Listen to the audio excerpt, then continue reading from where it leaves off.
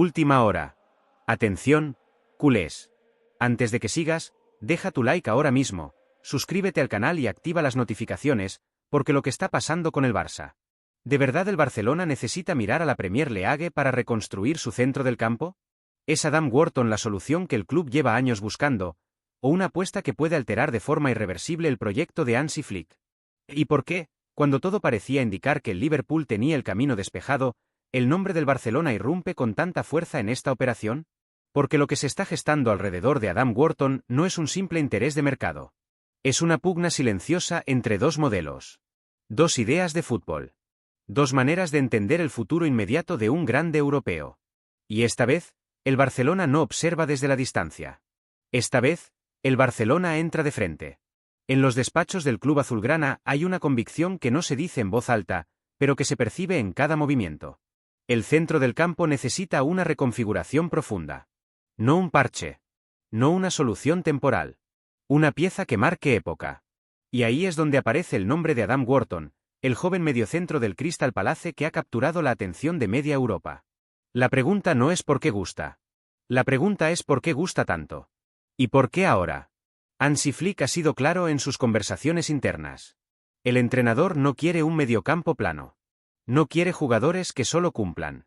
Quiere personalidad. Quiere lectura del juego. Quiere un futbolista capaz de ordenar, acelerar y pausar cuando el partido lo exige. Y Wharton, con apenas 21 años, ha demostrado una madurez que desarma prejuicios. En el Barcelona se interpreta su crecimiento como una señal. No es solo talento. Es timing. Es el momento exacto en el que el club necesita adelantarse al mercado y a sus rivales. Porque si el Barça espera, pierde. Y si pierde, observa cómo otros construyen el futuro que pudo haber sido suyo.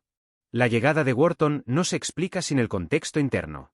El Barcelona atraviesa una etapa en la que cada decisión deportiva tiene consecuencias institucionales.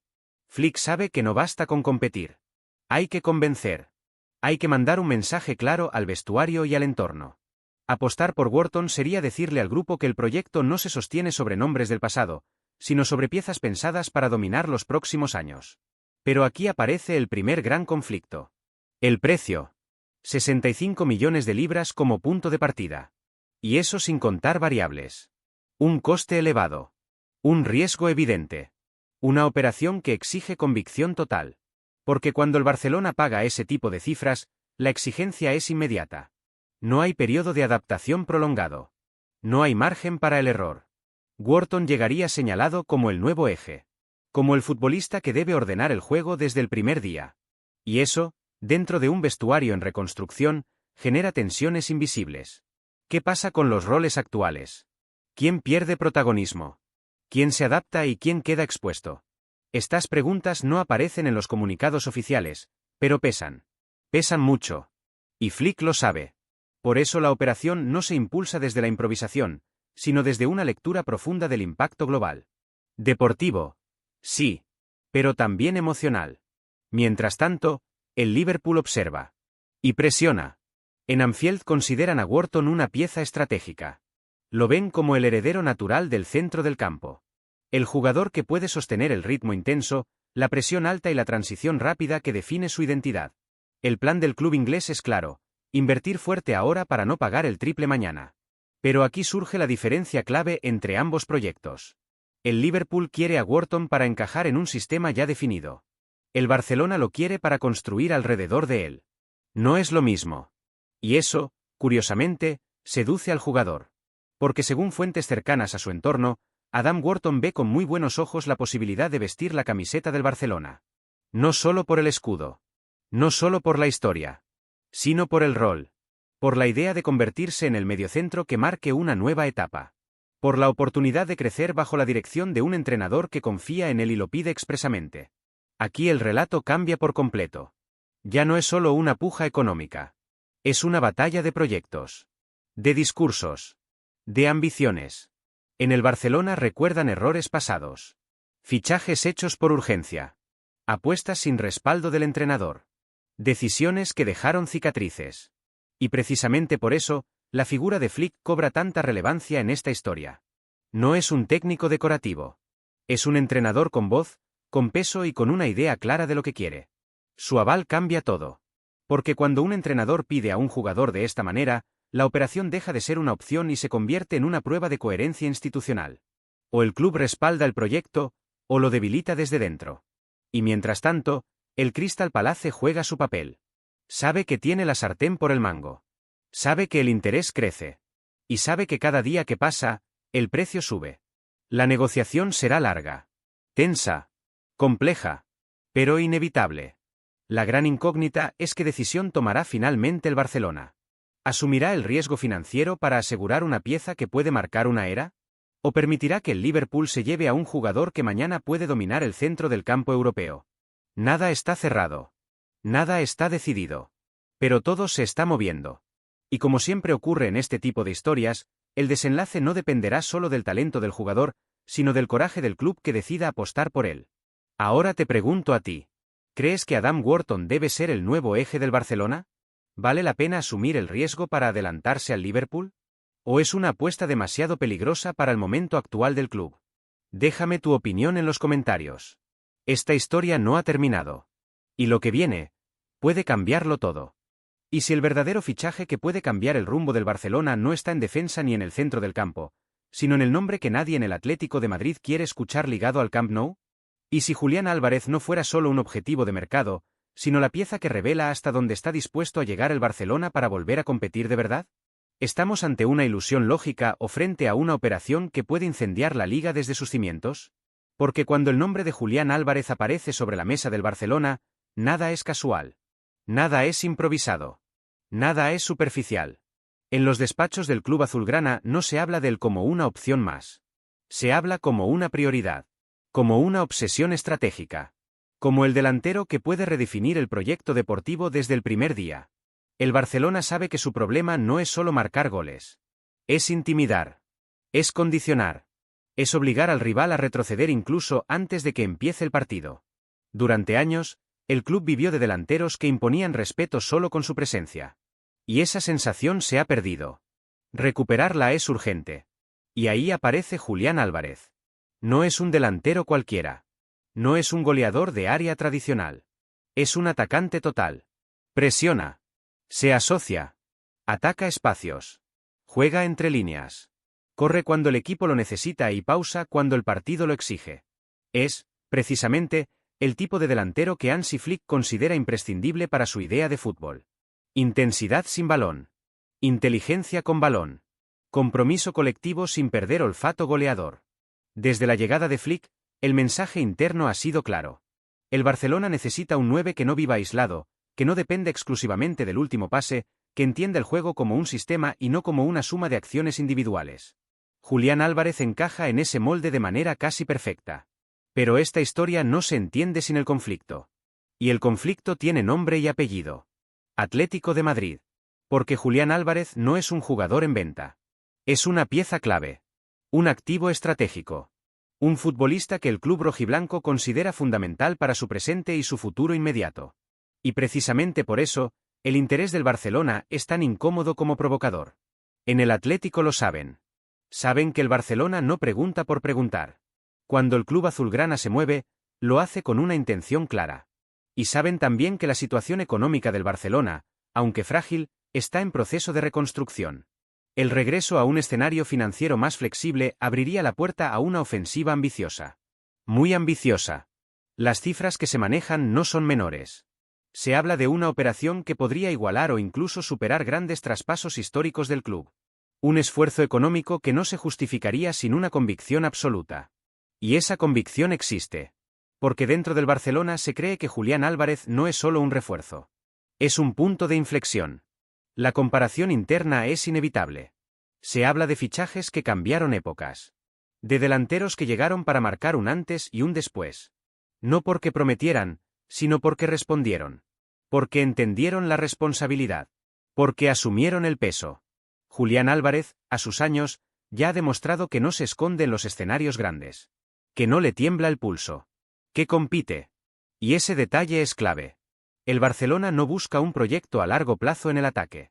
Busca impacto inmediato. Busca un delantero que pueda liderar desde el primer día. Que eleve el nivel de los que lo rodean. Que contagie intensidad. Que devuelva al equipo una mentalidad agresiva. Y en ese perfil, pocos encajan mejor que el argentino. Ahora bien, el riesgo es evidente. Fichar a Julián Álvarez no sería solo una inversión deportiva. Sería una declaración de intenciones política e institucional. Sería desafiar directamente a un rival directo. Sería asumir una presión mediática enorme. Y sería, también, condicionar el resto de la planificación deportiva. Porque un fichaje así lo cambia todo. Redefine jerarquías. Afecta a otros delanteros. Obliga a tomar decisiones difíciles. Y exige resultados. El margen de error sería mínimo. Pero el Barcelona parece dispuesto a asumirlo. Porque entiende que sin valentía no hay reconstrucción real. Desde el entorno del jugador, el mensaje es prudente pero revelador. Julián Álvarez valora el interés. Respeta el proyecto. Le atrae la idea de competir en un contexto donde su juego pueda expandirse. Donde no esté encorsetado. Donde pueda ser protagonista con libertad. Y el Barcelona, en ese sentido, ofrece un escenario único. La Liga también juega su papel. Julián conoce el campeonato. Conoce los rivales. Conoce la exigencia. Y eso reduce riesgos. No sería una adaptación a ciegas. Sería un regreso a un entorno competitivo que ya entiende. Y eso, para un club que no puede permitirse apuestas fallidas, es un argumento de peso. La gran pregunta sigue en el aire. ¿Hasta dónde llegará el Barcelona? ¿Está realmente preparado para ejecutar una operación de este calibre? ¿O estamos ante una jugada de presión que busca debilitar al rival y medir tiempos? Lo que está claro es que el nombre de Julián Álvarez no aparece por casualidad. Aparece porque el Barcelona ha decidido pensar en grande otra vez. Porque entiende que su regreso a la élite pasa por golpes de autoridad. Y porque sabe que el fútbol moderno no perdona la tibieza. Esta historia no tiene final cerrado. Tiene capítulos por escribir.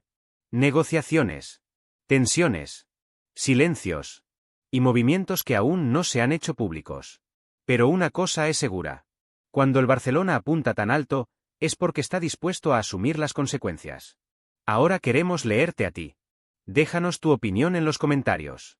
¿Crees que Julián Álvarez es el delantero que necesita el Barcelona o es un riesgo excesivo? Dale like si te ha gustado este análisis, suscríbete para no perderte las próximas noticias y haz clic en la noticia que está apareciendo ahora mismo en la pantalla para seguir conectado con todo lo que se mueve en el mercado. ¿Y si esta despedida no fuera solo una salida temporal?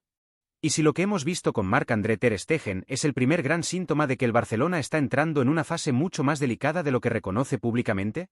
¿Estamos ante una decisión estratégica bien calculada o frente a una grieta silenciosa que puede convertirse en un problema mayor? Porque cuando un portero como ter Stegen se despide del club después de más de una década, nada puede interpretarse como algo menor. No se trata de un jugador cualquiera. No se trata de una cesión rutinaria.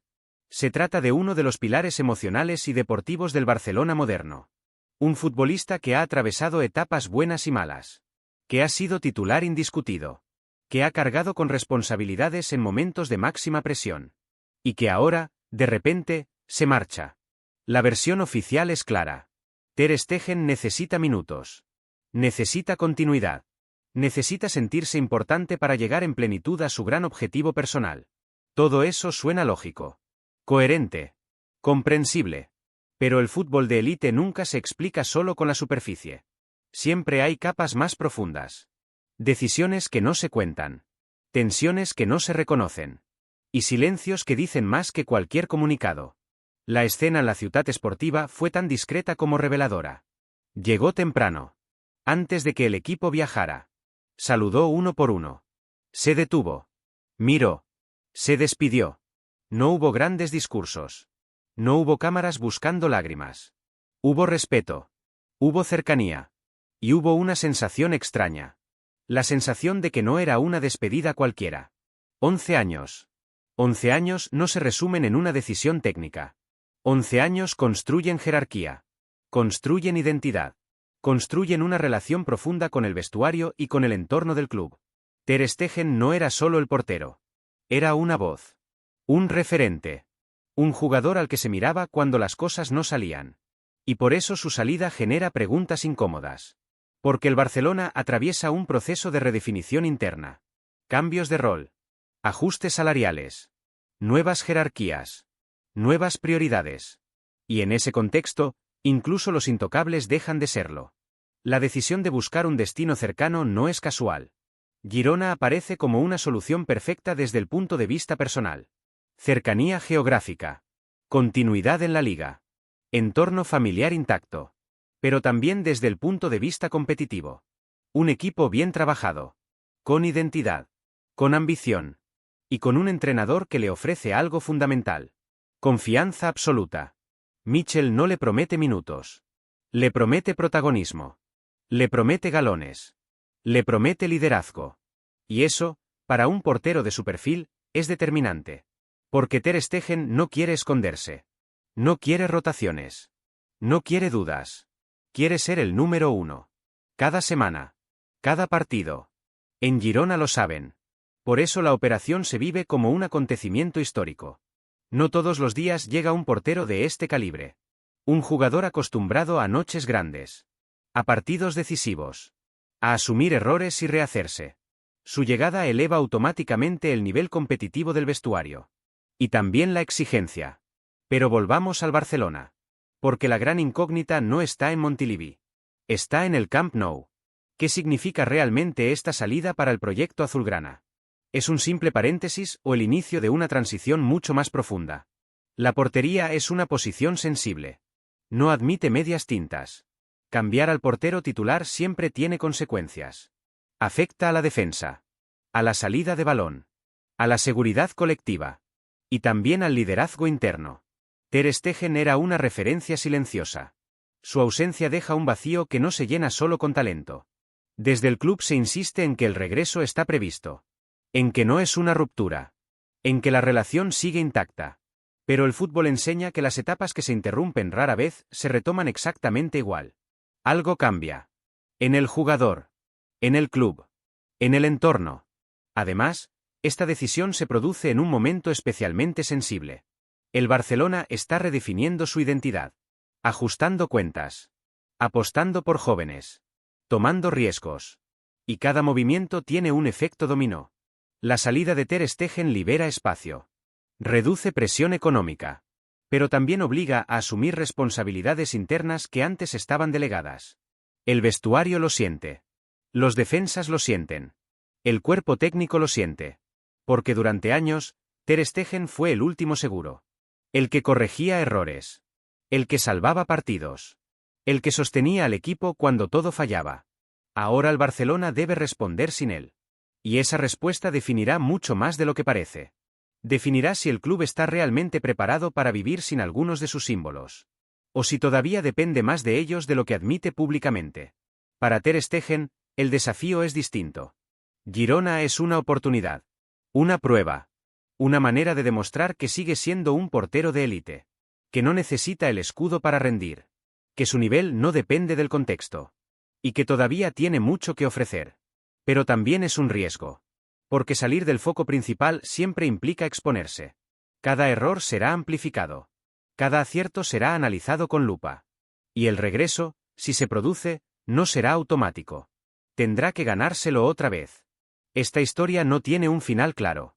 Tiene demasiadas variables. Demasiadas decisiones por venir. Demasiados intereses cruzados. Pero si deja una certeza. El Barcelona está cambiando. Y cuando los cambios alcanzan a figuras como Marc-André Ter Stegen, es porque el proceso va mucho más allá de lo que se ve en el césped. Ahora la pregunta queda en el aire. ¿Es esta salida el movimiento correcto para todas las partes? ¿Volverá Ter Stegen al mismo lugar que dejó? ¿O estamos presenciando, sin darnos cuenta, el cierre definitivo de una era que marcó al Barcelona durante más de una década? La respuesta no llegará hoy. Ni mañana. Pero llegará. Y cuando lo haga, cambiará la forma en que entendemos este momento del club.